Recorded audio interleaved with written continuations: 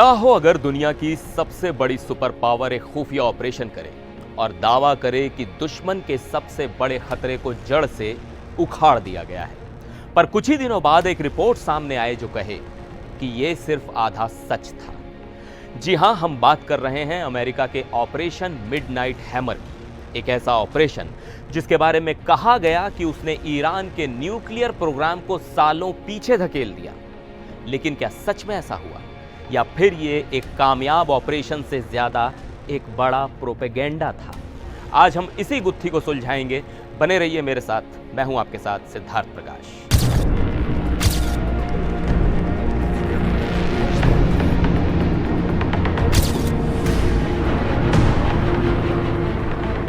पिछले महीने की 22 जून की तारीख दुनिया भर की सुर्खियों में एक ही नाम था, ऑपरेशन मिडनाइट हैमर। अमेरिका ने ईरान के 3 सबसे अहम न्यूक्लियर ठिकानों फोर्दो, नतांज और इस्फहान पर एक बड़ा मिलिट्री हमला किया। हमले के तुरंत बाद अमेरिका के राष्ट्रपति डोनाल्ड ट्रंप ने अपने social media platform truth social पर ऐलान किया कि ईरान के सभी न्यूक्लियर ठिकानों को भारी नुकसान पहुंचाया गया है, जैसा कि सैटेलाइट तस्वीरों में दिख रहा है। ऑब्लिटरेशन यानी पूरी तरह तबाही एक सटीक शब्द है। सारा बड़ा नुकसान जमीन के बहुत नीचे हुआ है, बुल्सआई। सिर्फ ट्रंप ही नहीं, पेंटागन के प्रवक्ता शॉन पार्नेल ने भी पूरी दुनिया के सामने ताल ठोक कर कहा कि ईरान की न्यूक्लियर फैसिलिटीज फोर्दो, इस्फहान और नतांज पूरी तरह से तबाह कर दी गई हैं, इसमें कोई शक नहीं है।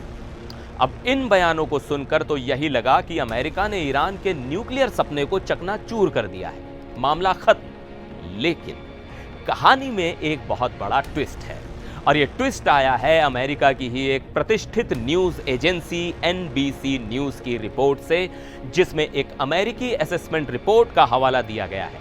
इस रिपोर्ट के मुताबिक अमेरिकी दावों के ठीक उलट ऑपरेशन मिडनाइट हैमर में ईरान के 3 में से सिर्फ 1 न्यूक्लियर ठिकाने को सार्थक नुकसान पहुंचा है। जी हां, आपने सही सुना, सिर्फ 1। रिपोर्ट कहती है कि फोर्दो में मौजूद फैसिलिटी तो बुरी तरह तबाह हुई है और ईरान को वहां अपना काम दोबारा शुरू करने में 2 साल तक लग सकते हैं। यह एक बड़ी कामयाबी है। लेकिन नतांज और इस्फहान का क्या? रिपोर्ट के मुताबिक इन दोनों जगहों पर हुए हमले ज्यादा कामयाब नहीं रहे। अब आप सोच रहे होंगे कि ऐसा कैसे हुआ? जब अमेरिका ने हमला किया तो सिर्फ एक ही ठिकाना क्यों तबाह हुआ? तो इसका जवाब छिपा है ईरान की इंजीनियरिंग और पहाड़ों में। ईरान को पता था कि उसके न्यूक्लियर ठिकाने अमेरिका और इजराइल के निशाने पर हैं, इसलिए उसने अपनी सबसे जरूरी फैसिलिटीज जैसे कि नतांज और इस्फहान की कुछ यूनिट्स को पहाड़ों के नीचे सैकड़ों फीट गहरी चट्टानों को काट कर बनाया है। ये इतने गहरे हैं कि अमेरिकी अधिकारियों को पहले से ही शक था कि शायद उनके बम वहां तक पहुंच ही ना पाए। इस ऑपरेशन में अमेरिका ने पहली बार अपने सबसे शक्तिशाली बमों में से एक GBU-57 बंकर बस्टर का इस्तेमाल किया था।